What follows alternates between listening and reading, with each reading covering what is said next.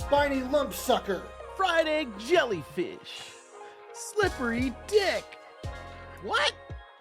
Shaw.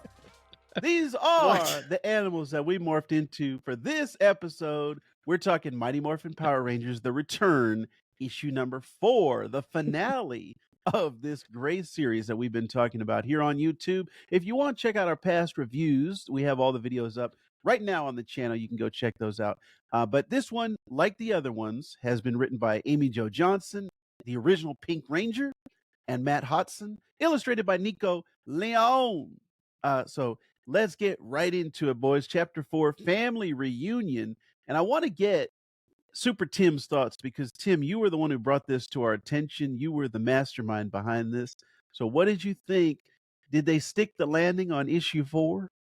I think they did stick the landing on the issue 4. I think it was a fantastic issue to wrap up this great series that we've been talking about and reading for the past few months. I think they definitely stuck the landing. Everything was paid off with a little bit of a cliffhanger. We'll talk about it later. I had a little bit of issue with having a cliffhanger at all. And that's been my issue with some other Power Rangers comics that have happened, like limited series, and they wrap it up and then like, oh wait, there's a cliffhanger just in case we want to do another thing. And who knows if there will be another thing. And that's been my issue. They did this at the end of Power Rangers versus Justice League. They had a bit of a, we're going to do maybe this thing, and we still haven't gotten to volume 2 for that.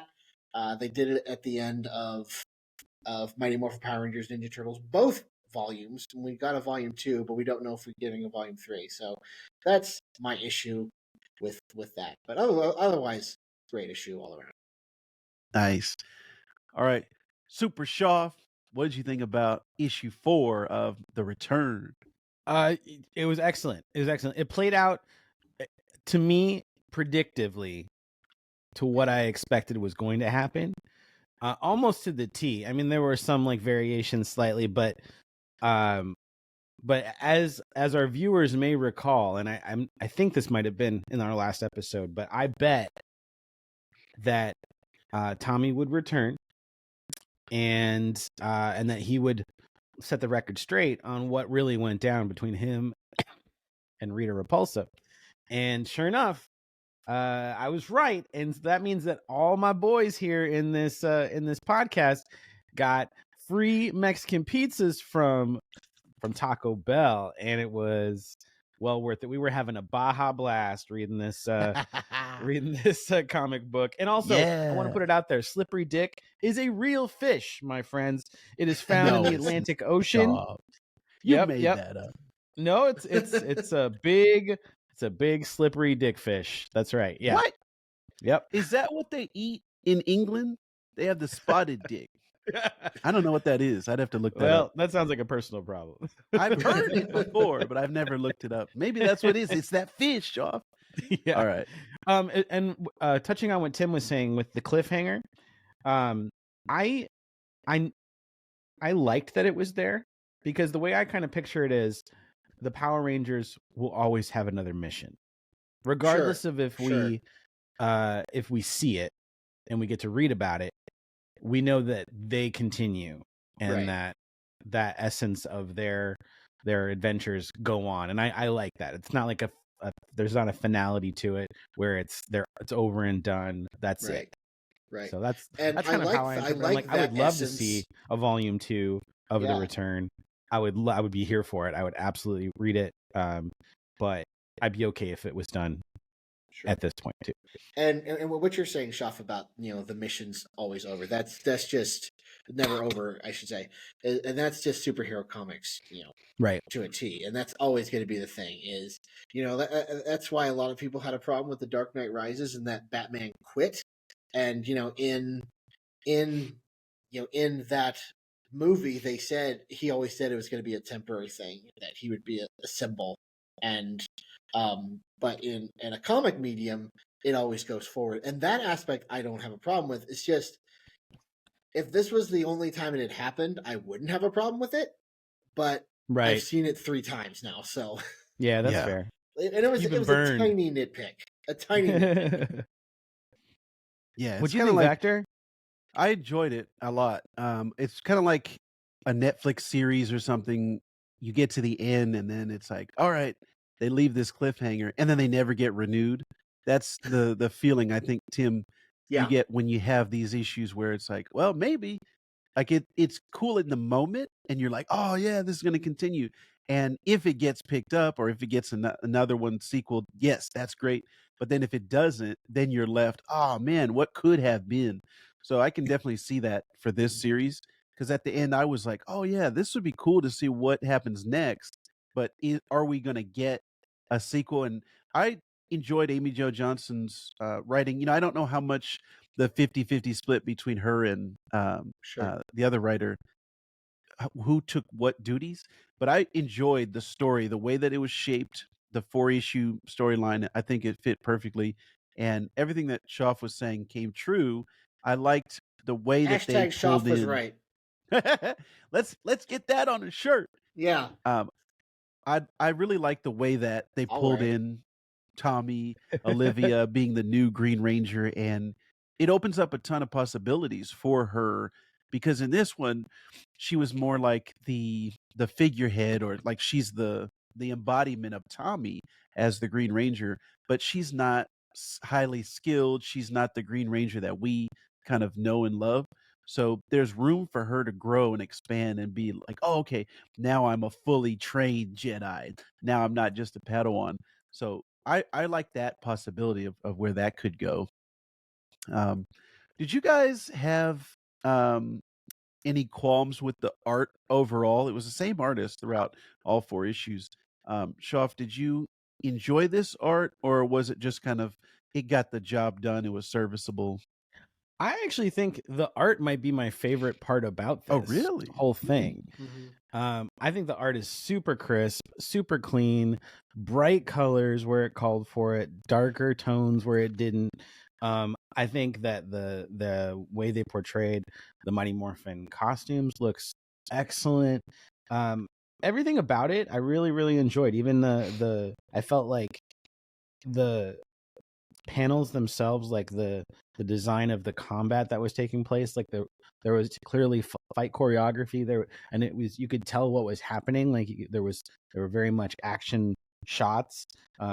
Sometimes they had like the movement in the background that kind of looks like Dragon Ball Z or something like Yeah, that, right.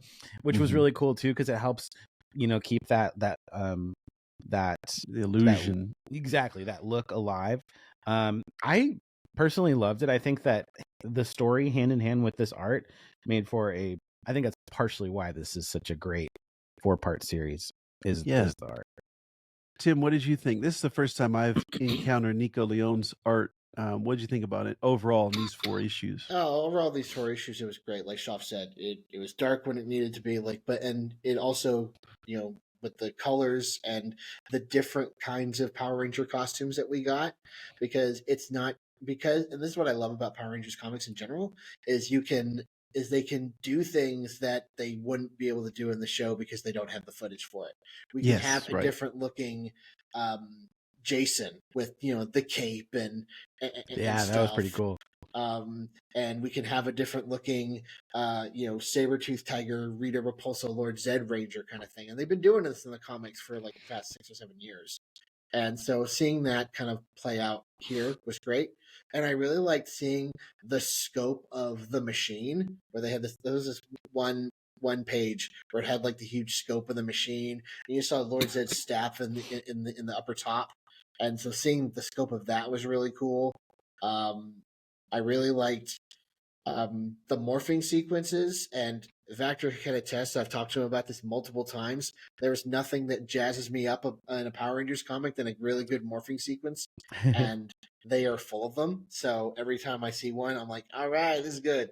But yeah, art was great. I really loved it. Man, It really I'm made things pop. yeah, I'm really interested to see what they do with Jason being younger. And we talked about it in our previous episodes. Oh, sorry, Tommy being younger. Yeah. We talked about in our previous episodes paying tribute to the actor. He's passed away, he's no longer with us, but still, remembering his spirit and his character. And we thought they were maybe going to put him away at least for the first issue, we were like, okay, we're going to put him away, respect the actor. But now that they brought him back, I'm wondering, him being younger and then everyone else being older, is that something that's going to be played around with in the timeline? Is that something that they're going to reference in the future? I wonder exactly. Time travel stuff is not what I'm used to in Power Rangers. Tim, is there any other Power Ranger stuff where they're doing time travel and they're kind of Oh yeah, there's a whole jumping back and series forth? about it. It's called Time Force. Oh, A whole series of time travel. Yeah, and nice. it starts in the year 3000 and it goes to In the year 2001 3000. because we have to have a modern setting where we can shoot things. Right. But Looks like yeah, that's it's when it all came about out, 2001. yeah, it's about time travel, fate versus free will, and all that cool stuff, which is pretty cool that they actually get to do that in a kids show. Oh, But wow. yeah, Now like I time want to travel, watch Dave. this. Yeah, time travel. Hey, it's on YouTube. All the seasons are on YouTube. But yeah, they've played around with time travel before. Like it's not a new thing. I mean, at the end of Mighty Morphin, Zed and Rita and her father, Master Vile, caused the entire world to turn backwards so that everyone was kids, and then they could bring in like aliens to help fight. Yeah, this stuff happened, guys. 90s TV. But yeah, time travel is not an entirely dissimilar thing in Power Rangers. What you bring up, Vactor, about Tommy being young and everybody else being old, that's very interesting dynamic. Should they explore it in future issues or in a new series? Because like, what does that mean for Kimberly and Tommy's relationship? Like, Right. yeah, like Like, I how don't mean old is just Tommy? physically. Is he even 18 at this point?